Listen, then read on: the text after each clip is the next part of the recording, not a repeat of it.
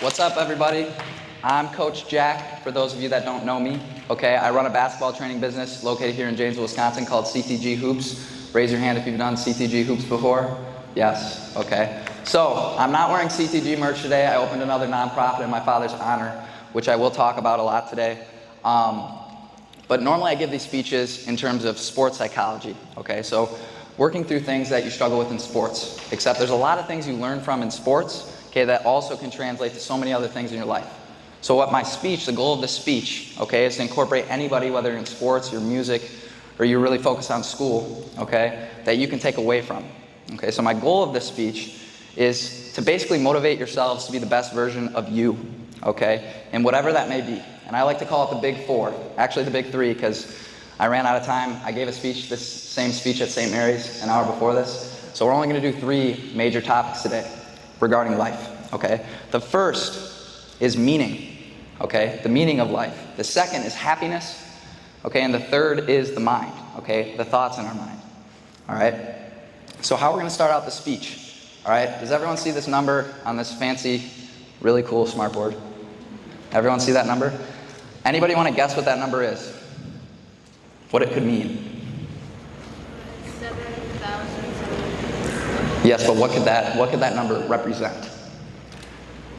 And throughout this speech, just to let you know, eyes and ears is something I'm going to say a lot. Okay, so when I tell you to write something down, I'm going to make this as interactive as possible. So everyone at some point today is going to volunteer, okay, to let me know their answers. Okay, but when I'm done telling you to write something down, okay, you put your pencil down, you put your notebook down, and you're looking at me. Everyone's paying attention. Sound good? And I'm also going to do my best to incorporate scripture, faith, and spirituality throughout the speech as well. Are there any other guesses on that number? How many days you've been alive? Oh my goodness. Round of applause. Round of applause. Okay? I was not expecting that. Okay? So that number represents the number of days I've been alive. Okay? Why do you think this gives us meaning? Every day in my journal, I write down this number, or I'll add 1 if it's a new day, obviously. Okay? Because this gives me what I call death wisdom. Okay? So death is a scary topic. All right? It's not something we fear, and it's also not something we should avoid. My father passed away 2 years ago. He was my best friend. Okay? But what this does, and what my father's passing did, it showed me that time is very limited. We don't have a lot of time in our life.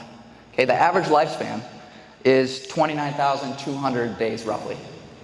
Right? My father lived 18,300 days. So if you divide my number by that number, I'm already 50% of the way through my life, which is crazy to think about. Okay? But why I'm telling you this now today, okay, is to motivate you to never let a day go for granted. Right? Every day you're trying to improve yourself. Okay? Be better when you go to bed than you were when you woke up in the morning. Okay? So, what we're going to do in our notebooks, I want everyone to write down in their notebook the word meaning. All right? Meaning with a line under it. Okay? So obviously the end goal through our faith and spirituality is to get to heaven. Okay? But if we know in 150 years all of us are going to be gone, right? All of us are going to be gone in this room. Okay? So why does anything we do matter? Right? So that's finding meaning in our lives. Okay? And I'm going to give you 4 steps today to find more meaning in your life. All right? So the first thing we're going to write down is called a value. A value. I'm sorry if my spelling's horrible. It's hard to draw on a whiteboard, so give your teachers props next time they draw on a whiteboard and their handwriting looks good. Okay? So, can anybody tell me what a value is? Anyone? You were about to raise your hand, Gov. Raise it. You've heard me give this like 3 times. You got it? Maximum amount of something? You're close. Okay, anybody else want to guess? What'd you say? The worth of something? Ooh, you're close. The worth of something? Okay, so what a value is, it's basically the most important things in our life. Okay? And it's a code that we live by each day. So to give you an example of a value for me, okay, one value is work ethic, right? I live my life by working as hard as I can because then I know I don't have any regrets, right? Do my best and forget the rest, okay, is what I like to live by. A second value for me that's very, very important to my life is family. Right? Spending time with my family, the ones that love me. Okay, right now I have 5 close family members here with me. Okay, Okay, that's awesome. Okay. Third could be faith and spirituality, being close to God. Okay, living out a Christ-like life, right? That can be a value. Okay. How you can help yourself determine your values is think of someone you look up to. So my father was someone I look up to. Okay, and two of his biggest values were family and work ethic. So that rubbed off on me, right? So try and think of someone you look up to and think of how they live their life and a life you want to live by. So right now we're going to do what's called a values ring, and you're going to write down the 3 most important values in your life. Sound good? Other questions about that? If you ever have any questions, or I say a big word, don't hesitate to reach out and ask. Sound good? Okay, and then I'm going to ask for volunteers once we have 3 written down.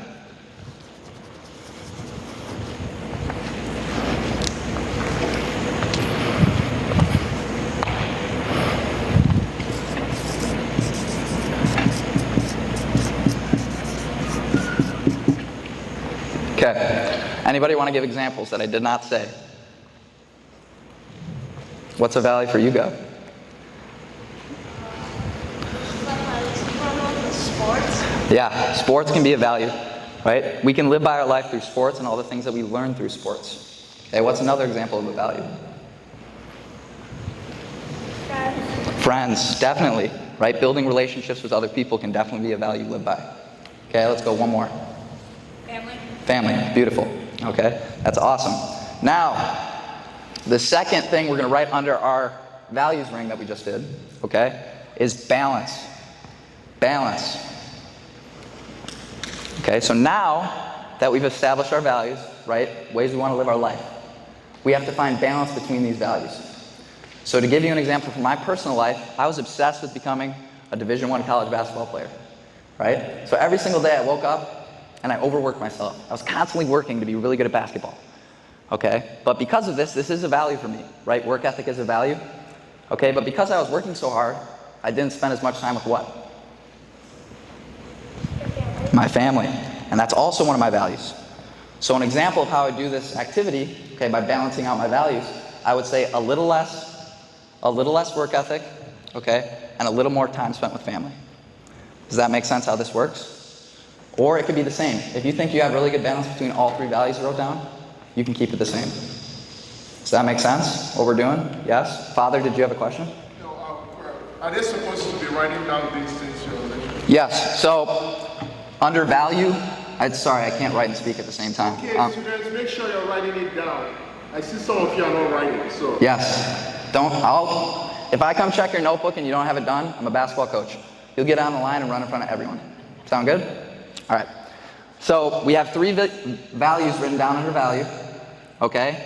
And now we're trying to balance these values. So you could use an up arrow to signal you need to increase the use of that value. You could use a down arrow to signal that you need to do less of that value. Or you could use a line. You're pretty good at managing your time. Other questions on this?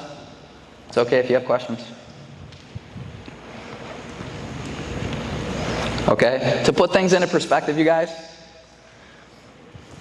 as you get older, once you've reached the age of 18, you've already spent 95% of your time with your parents.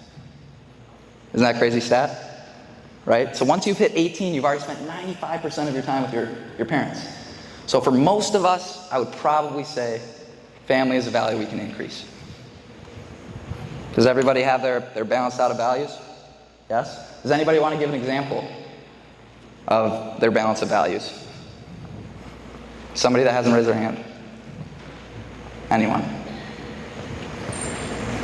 I want to spend more time practicing football. Okay, spend more time practicing football. That's really, really good. Okay, anybody else? Spend more time playing hockey. Spend more time playing hockey. Okay. So you don't think you're doing pretty good on the family aspect of things? You spend a lot of time with them? Okay, that's really good. It's good reflection. Okay, Gov, what about you? You better be ready. Okay, yep. You love to work hard at basketball, right? Maybe focusing on family is a good idea. Okay, now everyone, moving on to the next stage. The third step to finding meaning in our life is this word, growth. Growth. Okay? So, it's a scientific fact that the happiest people in the world are constantly focusing on growing themselves. Okay? At the end of the day, every day, what I try to do is I try to go to bed and think of myself before I woke up, right? And ask myself, have I gotten better today? All right? What I'm going to do to demonstrate this growth aspect of meaning, all right, is I'm going to talk about a story from Scripture, okay, in the Bible. And Mark Batterson is an author, and he wrote a book on this Scripture story, okay? And it's called In a Pit with a Lion on a Snowy Day. Okay, and it's actually a Scripture story that's not talked about a lot. Okay? So there's this man named Benaiah in the Bible. Okay? And one day he encounters a lion. All right, he sees a lion. Most of us, when we see a lion, what are we going to do? Run. You are running for your life. Okay? What does Benaiah do, you think? You're on the right. Yep, he chases the lion. Okay, he chases the lion into a pit, fights the lion, and then he's the only one to come out. Okay? This represents our life, you guys. 99% of people run away from lions. Okay? We want to be that 1% of person that chases lions. What's an example for me? I woke up today and I said, I'm going to chase a lot of lions today. What am I doing right now? Am I chasing a lion? It might not appear that I'm that nervous, but I promise you I was really nervous before I started speaking. Okay? In 6th grade, Mrs. Kane purposely failed a speech contest so I wouldn't have to speak in front of others. Okay? 8 years later, I'm now talking in front of you. Okay, but how did I get to that point, you think? I had to chase what? Lions. Right? So this is called the chase lion activity. So everybody write in their notebook, chase lion. Okay? And it's important to note, a good example is spiders, right? We're all scared of spiders, most of us. Okay? But that's not necessarily an example that's going to be good for us. An example of a lion that's going to make us better could be talking to people, right? Sometimes we get uncomfortable talking to older people, correct? That can be an example of chasing a lion. Or going out and making a new friend. That's an example of chasing a lion. So what I want you to write down is think of something that makes you uncomfortable, okay? And you're going to chase that lion. And you're going to actually go do it. Are there questions on this example? No? We all got it? Yes? Everyone should be writing, unless you finished. Remember, I'll check your notebook. I'll make you run. Okay, let's hear some volunteers. Some people I haven't heard of. You're going to have to raise your hand at some point. Being louder in class. Being louder during class, that's awesome. So are you scared to talk loud sometimes? Yes, so that's an example of a lion you can chase. A little lion, right? Because then we can work up the bigger lions like talking in front of people. Okay? Any other examples? Talking to random people. What'd you say, buddy? Talking to random people. Talking to random people. Okay? That's definitely something that makes people uncomfortable and you can chase. Love it. Trying a new skateboarding trick that you've never tried. Ooh, I like that one, right? Trying a new skateboarding trick you've never tried, right? That's how we grow in sports, by doing things we've never done before, okay? Thank you for all those volunteers, okay? Now, we're going to move on to the 4th step. This is the last step of finding meaning in our lives, all right? Influence. Influence. Okay? Can anyone tell me what this word means? Power to impact others. That's a really good description, okay? The power to impact others. So basically what influence is, it's the power to change the outcome of another person. Okay, and we want to have good influence, right? Right now is an example of me practicing influence, okay, to build up the meaning in my life, okay? There's something called generational influence. Does anyone have a guess on what that could mean? Anyone want to guess? Gov, you've heard me talk about this, right? Probably. Okay. So, like right now, my father was huge on life advice, talking about life advice, which is exactly what I'm doing right now. So a lot of the words I speak are my father's words, even though he passed away 2 years ago. So can you leave your mark on the world even though you're gone? Yes or no?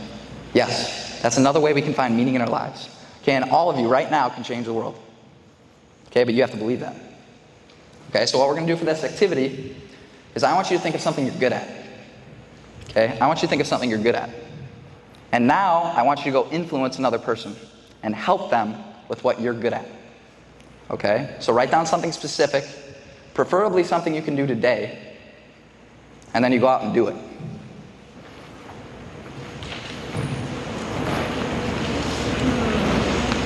I'll give you 30 seconds to think.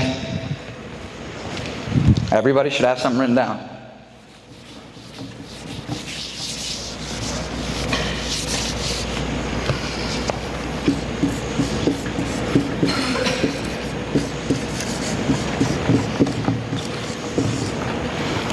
All right, what do we got? New volunteers. Go. Basketball. So be specific. What about basketball? Are you going to influence someone? Shooting? So what are you going to help someone with shooting? Teach them their form? Right? Who's someone you think you could do that with? Him? All right, I love it. So that's specific. Try and be specific with how you can influence another person. Okay? Any other volunteers? Yes? No? We got to go one more. Math, right? So are you pretty good at math? Yep. So could you help some of the students that struggle with math? Yes, right? That's making an influence on another person. Really, really good job, you guys. Now, we're moving on to the second part of the speech, and this is the biggest part of the speech. All right, is this word, happiness. Everyone write this down with a line under it. Happiness.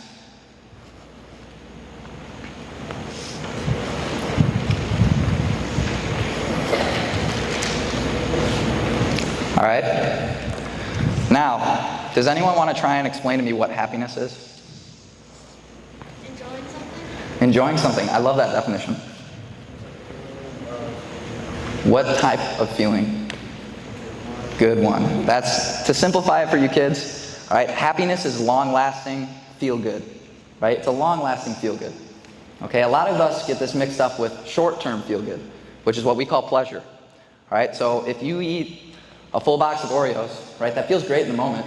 Okay, in 30 minutes, you're probably going to be on the toilet, not feeling so good, right? That's an example of the difference between pleasure and happiness, okay?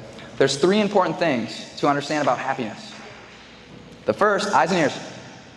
Okay, when I'm talking, you're not writing anything on your notebook. All right? The first is that every action you take is looking for happiness without you knowing it. Right? When you work really hard at a sport, okay, you're looking to achieve something so that it can make you happy. When you communicate with your friends, you're trying to build a relationship because you're trying to look for happiness. So everything you do without knowing it is looking for that. So you think it's important we kind of learn what it is and learn how to bring ourselves more of it? Yes or no? It's not up and down. Yes, Kate. Good job. Okay? So the second thing, and we're going to write this down, okay, is happiness before success.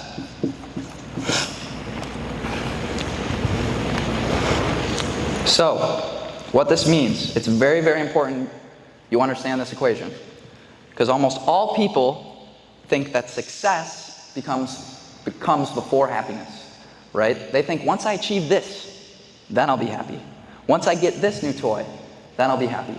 Once I do that, then I'll be happy. When in reality, we need to flip that equation. We need to focus on happiness first, and all the success around us elevates. Does this make sense? How we need to flip the equation? Okay, good. Now, the second thing we're going to write down is called the happiness baseline.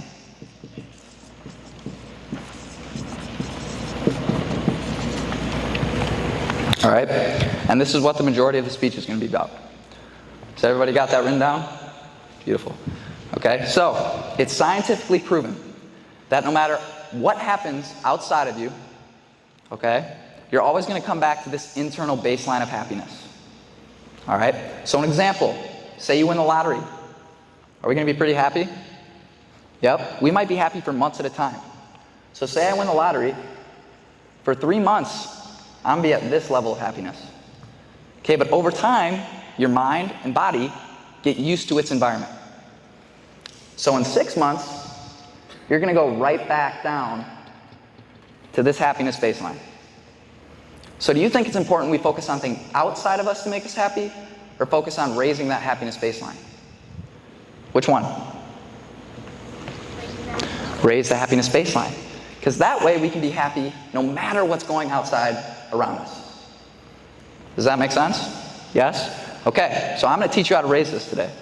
All right? The first thing we're going to do to raise the happiness baseline is called gratefulness. Gratefulness. Okay? Can anybody tell me what this means?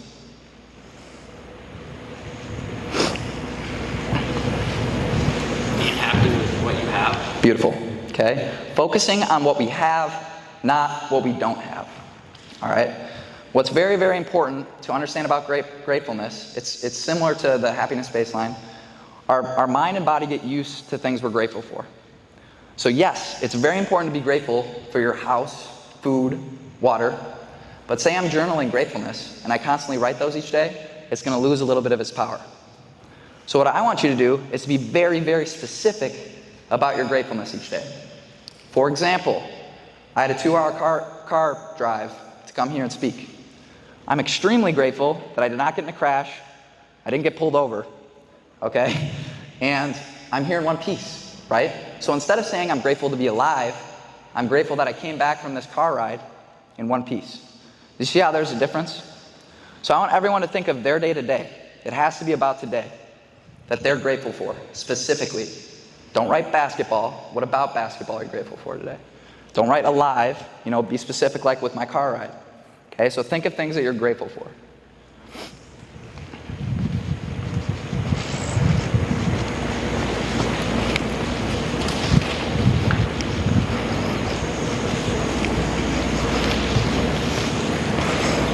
Once you have it written down, start raising your hand. Everybody's got to volunteer for me at some point.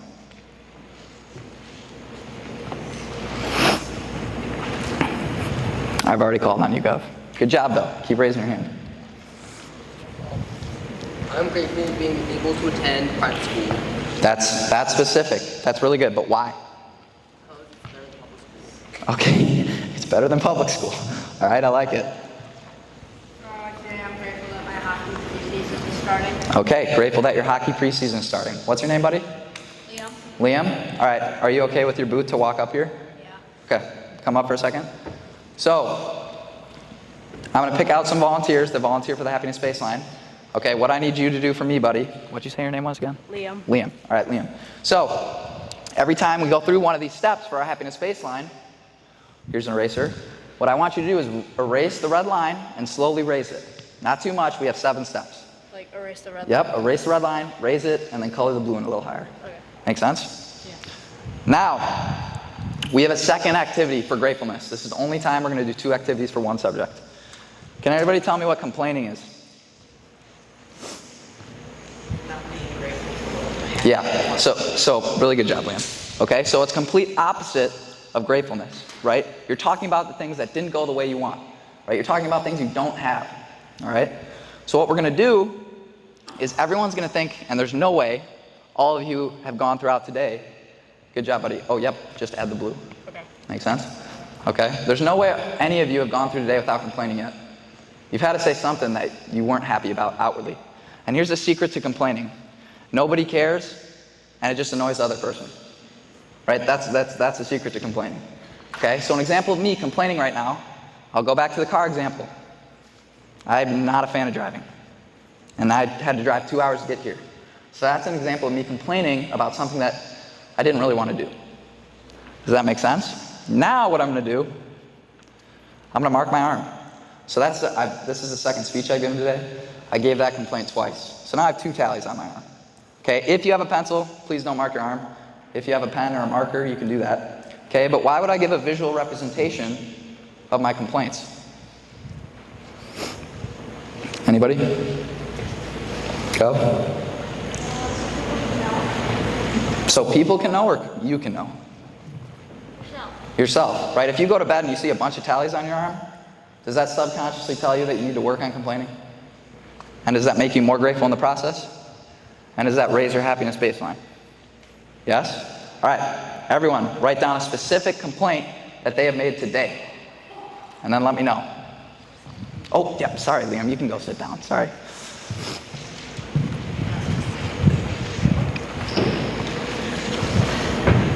All right, raise your hand once you got some complaints down.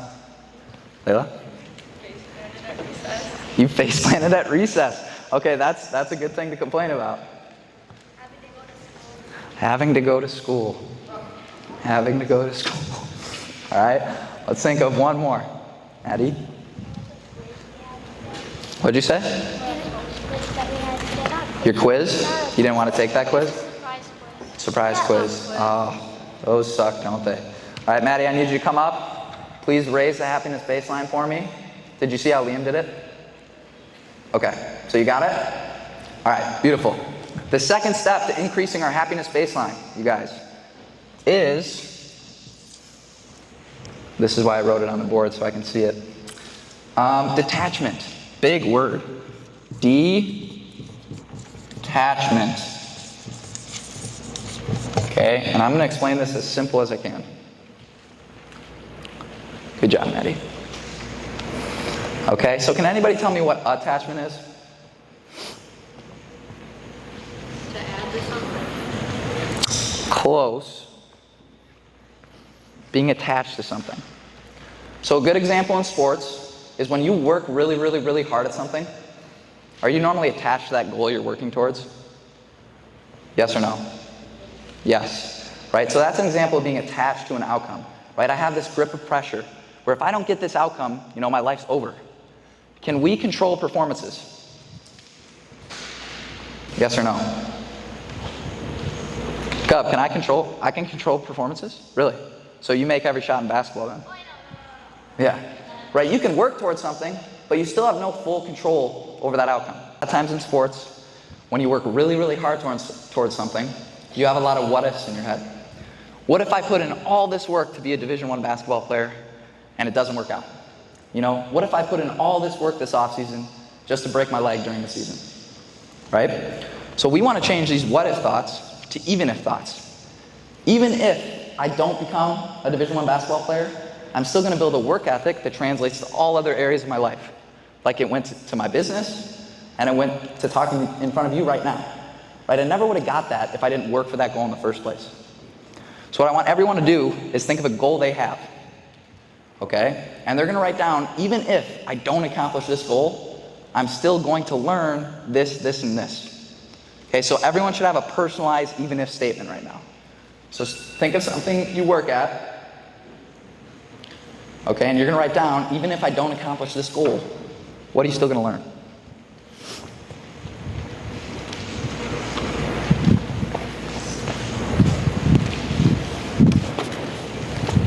Give you 20 more seconds to do that.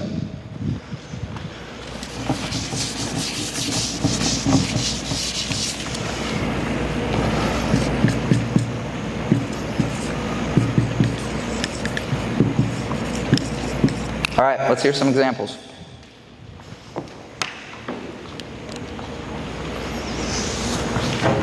Even if I don't get better at soccer, I can still learn new soccer tricks. Okay, what's your goal with soccer?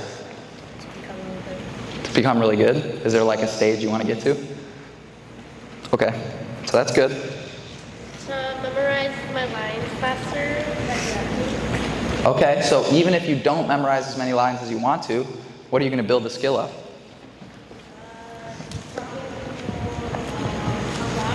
Yes. Are you going to get better at memorizing?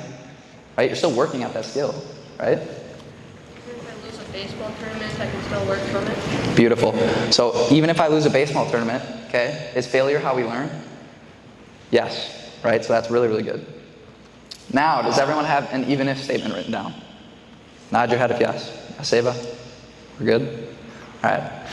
Now, what we're going to write down is experiences. Experiences. Can anyone tell me what an experience is?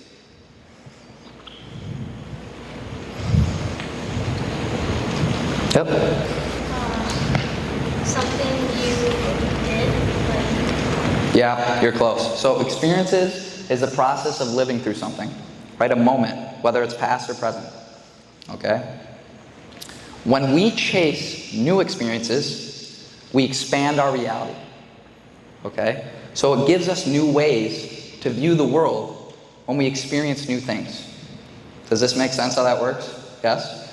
Okay? So, from ages like 14 to 16 years old, what's everyone's order at a restaurant? What does everyone order? Come on, we know this. Starts with a C. I hear it. What'd you say? Chicken strips, chicken tenders, right? We always get chicken tenders. It's our old reliable. We always know what we're going to get with chicken tenders, right? It's good, okay? But do we even know if there's something else out there that's better? No, we don't, because we haven't expanded our reality, right? My girlfriend, she's a foodie, right? And she's actually running CTG's sports nutrition company. But now my favorite food's sushi. And she helped me realize to chase these new experiences with something as small as food. So now whenever I go to a restaurant, I never try and order the same thing, because this gets me in the habit of chasing new experiences. But by starting somewhere small with something like food, we then get into big things like travel, right? When we travel, this opens up a whole new world to us. There's so much more than Janesville, Wisconsin.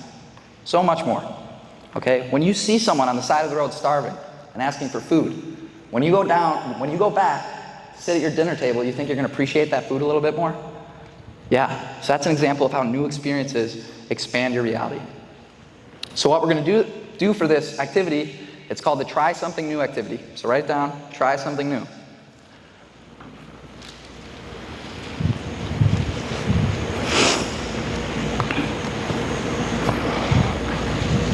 Okay, so I want everyone to think of something they do the same way every time.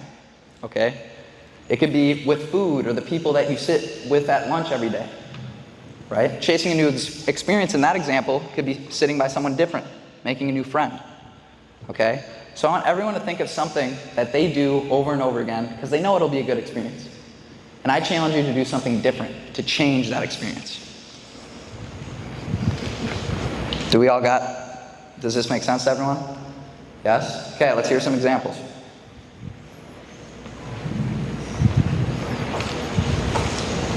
Come on, you guys. I take the same running route every day, and I refuse to change it. Okay. Tomorrow I'm going to try it. That's awesome. So she takes the same route every single time she runs. Okay? And it's crazy. Well, one, it's great for your mind to do things differently. Okay? But I guarantee you there might be something you see on a different route that'll completely change the way you look at running. Okay? Any other examples?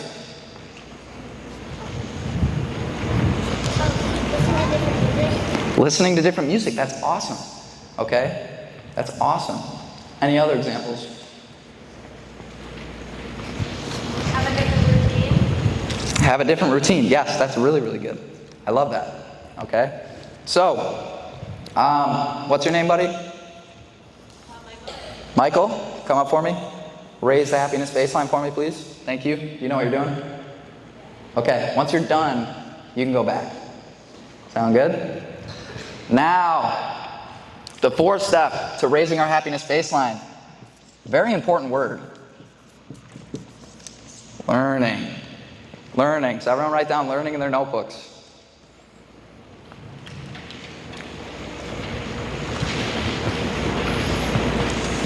Okay? Now, for this, I need 5 volunteers to come up for the demonstration.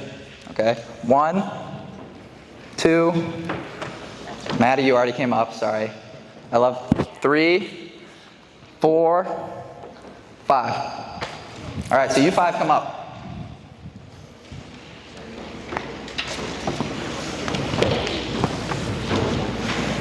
All right? If you were selected, stand in front of one of these cups.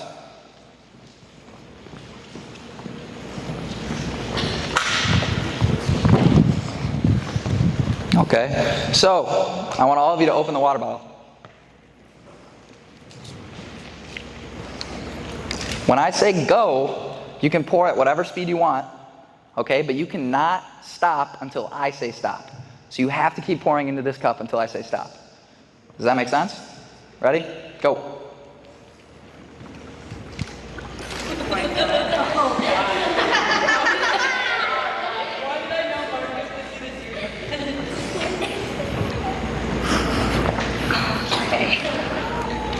And stop. All right, so does anyone want to guess at what this demonstrated? See, because like Marcus, he poured the whole thing in, and then Helena, she poured it really slow.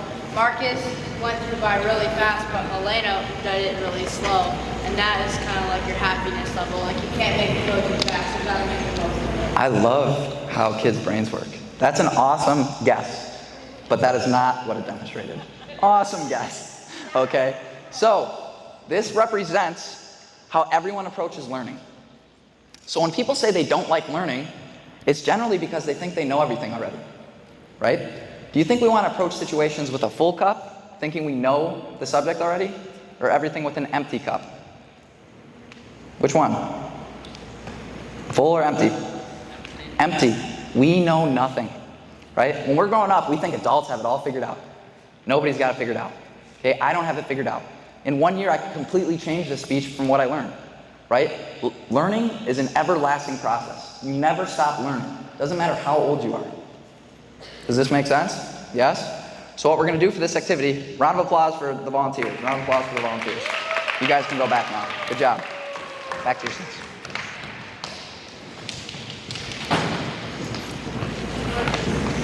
Oh, nice. Didn't get on the floor. Okay, so this is going to be called a learn from anybody activity. So write that down in your notebook, learn from anybody activity. We're writing that down right now. Learn from anybody. Okay? So we can learn from any person and any situation.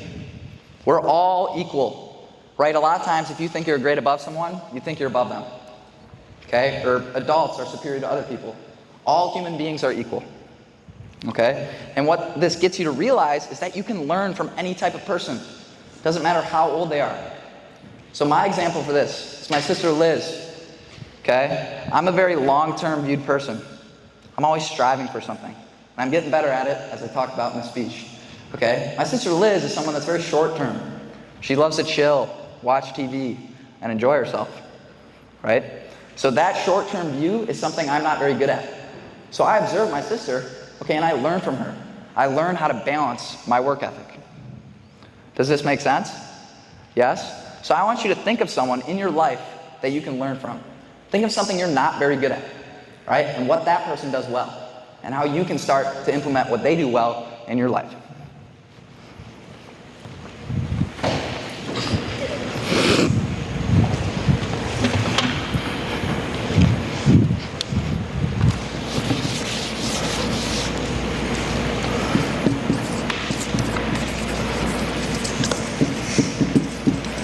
All right, let's hear some examples. Gov can help you with basketball. Love it.